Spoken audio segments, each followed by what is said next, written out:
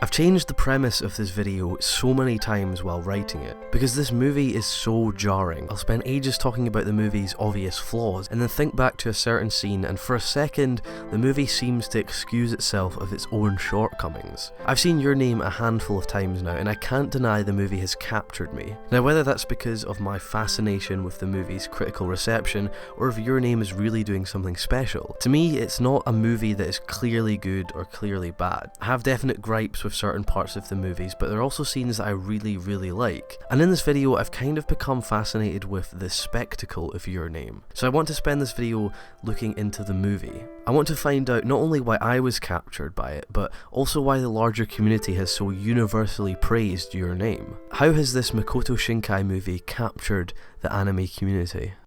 I'm going to firstly look at the opening of the film to see how it initially grabs our attention. The first scene opens with our main character waking up in the morning before school. What the movie does here is it almost starts the movie slightly after the story starts. The movie references events from a previous day that we haven't seen yet. This is to put us in the same situation as our character Mitsuha, but also creates that initial spark of mystery in the story, and that's very important this early on. We're told about an approaching comet. The movie gives the comet supernatural connotations, but it does it in a very subtle way, hinting about these connotations rather than telling us about them. This and Mitsuha's reaction to her memory loss of yesterday is normalising the fantasy elements of the film. Instead of Mitsuha reacting with traditional shock or awe, she reacts confused and brushes these moments off as normal. This is important for later in the film. This is continued in the next scene where Mitsuha goes to school. Literally the first thing we see here, the teacher's board is packed with information. As the mystery of the day before continues, we get a shot of these 3 phrases written on the board. The first is dusk, and then the witching hour, and finally Tasukari. These are massive clues to the story, and if you catch them, work as brilliant foreshadowing. The movie revolves around the idea of dreaming and magical happenings during the night. The phrase dusk here sets the time, and then the witching hour is another phrase for the time midnight, usually used in supernatural stories where the sun going down triggers supernatural changes like werewolves. And finally Tasukari, which the teacher translates as who's that in the gloom. It's an old Japanese phrase that was used long ago at dusk. It was used to ask who someone was when it was too dark to see them. We then get a full shot of the board where an old Japanese poem is written out. Please don't ask me, who's that in the gloom? I'm waiting here for my love in the September dew. Now that's the English translation by the way, but it's a lovely poem and you can imagine how it would sound in its native language. You can see how this all beautifully foreshadows that upcoming narrative. It's actually a shame it wasn't given more of a focus. This isn't delivered as a voiceover by a wise old man or anything, it's just background noise from a lesson in school. Once again, normalising fantasy. There's a final nice bit of foreshadowing here as the teacher calls on Mitsuha for not listening. Mitsuha stands up and the teacher says, "Oh, so do you remember your name today?" This is a reminder of what happened yesterday and a hint towards the importance of remembering names in Your Name. It's a nice little moment. We then have a conversation with the 3 friends outside. Tessie jokingly suggests that Mitsuha is a part of a multiverse from his comic, a complicated theory about endless dimensions that could be relevant to the story, but it's a bit too far-fetched for this video. So far in the movie we've been subtly introduced to various mechanics of Your Name. We know this is a supernatural story, and there's a strong level of mystery already established in the film before it even gets started. The next few scenes in the movie finish the first segment of the story, but they're ones I'm not too fond of. They forget the subtle storytelling of previous scenes and opt for a voiceover explanation, spelling out plot points to us about Mitsuha's father and their family tradition. Plot points that become throwaways later on in the film. It's a shame because the film really wasted valuable time here. Take a note of the pacing. This is 17 minutes into the movie, which is only roughly 100 minutes long, not including the credits. So this is a fifth of the movie's runtime spent achieving very little progression. It's given us some hints and set the tone quite nicely, but it's taken a long time to do so. It's up to you whether the slow pacing helps the effectiveness of faster paced sections later on in the film, or wastes valuable time that was sorely needed towards the end of the film. So the next part of the story, the next 10 minutes or so, is where Your Name really establishes its premise. We begin with our main character Mitsuha seemingly waking up in a boy's body, just after boldly wishing she could leave her village. This is all brushed off as a dream and Mitsuha doesn't take it seriously at all, once again normalising the fantasy. She then lives out a day as a boy in Tokyo. What I like about this section is how huge and busy Tokyo feels. I can assure you it wouldn't have worked as well if we hadn't spent so much time in the country first. Mitsuha's entrance to the bustling streets of Tokyo feel like, once again, a really nice contrast. This section is essential for feeling that initial sense of mystery. We now have something to connect the dots with these supernatural undertones. And then, almost 30 minutes into the movie, the premise is revealed. Mitsuha is swapping bodies with a boy in Tokyo.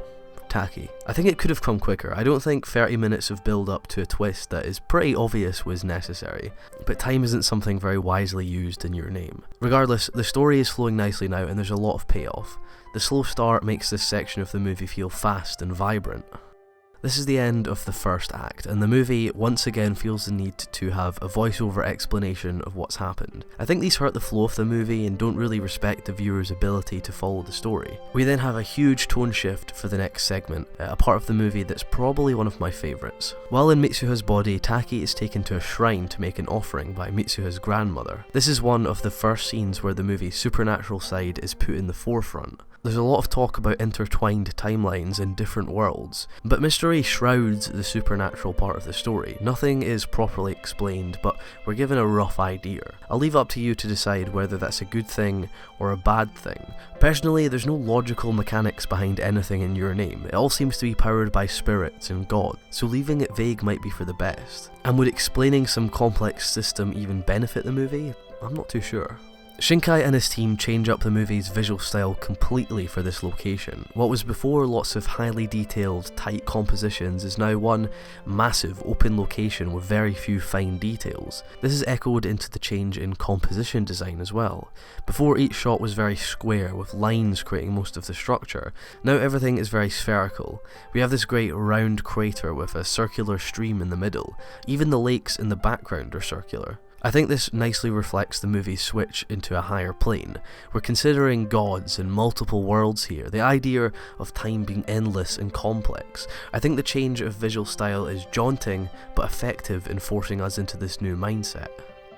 The scene following this is one of my favourite moments in the film. As they're returning to the village, Mitsuha's little sister mentions the phrase half-light, which immediately sends us back to the classroom poem scene from the beginning. With these few shots, the movie brings to life the poem from earlier. Both characters are waiting for their love in the September dew. And it's one of the movie's most subtle but brilliant moments, followed by an equally effective one. The scene is cut drastically as Taki switches back to his own body with tears streaming down his face. I love the scene because just as the movie is building itself up to a romantic climax, we're abruptly snatched back to reality, and suddenly we realise how far away the characters are from each other. It creates such a great contrast in emotion, a brutally sharp but powerful moment.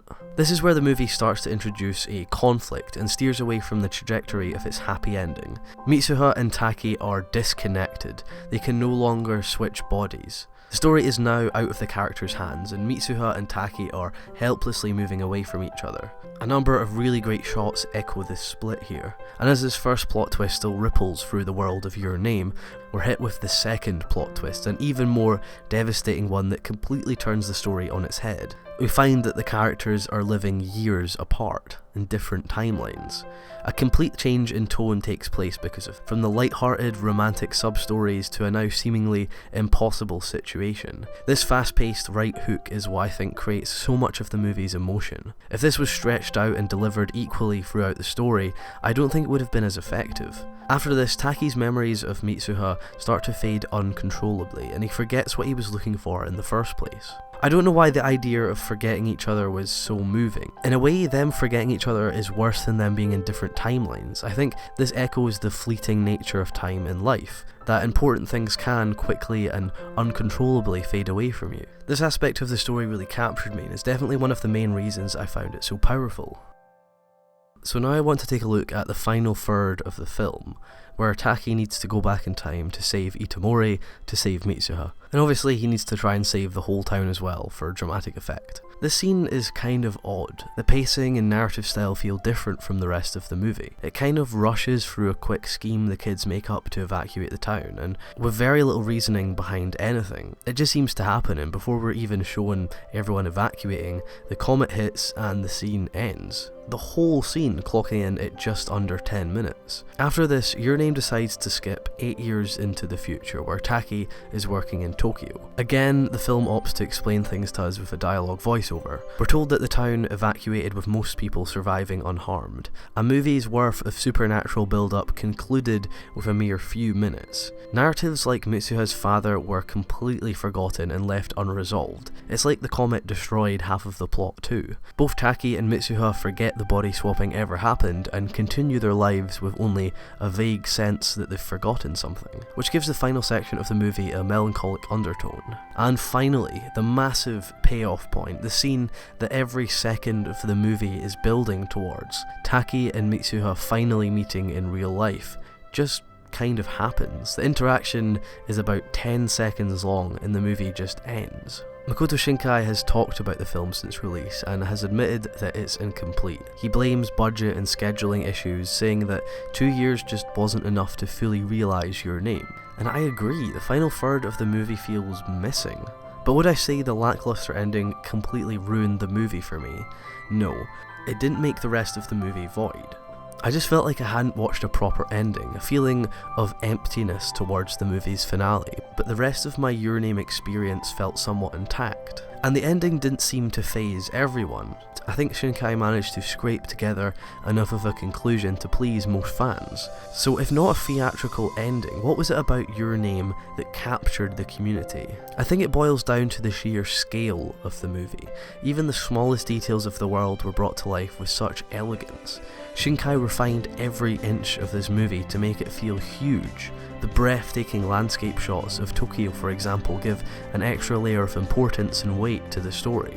It's hard to think what this film would be without the barrage of sublime imagery. This idea of a colossal production for what is at its core a simple love story is a tremendous mixture. It makes every moment of the story that little bit more important. I think it's important to remember as well that Your Name has been mainly a theatrical release. It wasn't available to stream online or to buy on Blu-ray for months. Going to the theatre was the only way to see it, adding to the spectacle, and over here in the West we've only really been having theatrical releases of anime films outside of giants like Ghibli for about a decade. 10-20 years ago, a movie like Your Name would get maybe 1 or 2 showings at an indie cinema, but only if you were lucky. Your Name's release is one of the first of its kind in the West, and I think fans want to be a part of that. You haven't just watched Your Name online, you've been a part of the release, you've contributed to the record books, you're part of history. I feel like on top of the movie story, Your Name is one of the first anime theatrical releases that Western audiences can truly be a part of, and I think that is how Your Name captured the anime community. But what do you think? Why has Your Name gained such popularity and such amazing critical reception? Please post your thoughts in the comments for discussion. And if you enjoyed this video, please do click the like button, please do share it around. And if you haven't already, please do click the subscribe button. I've got a lot more videos coming up very soon.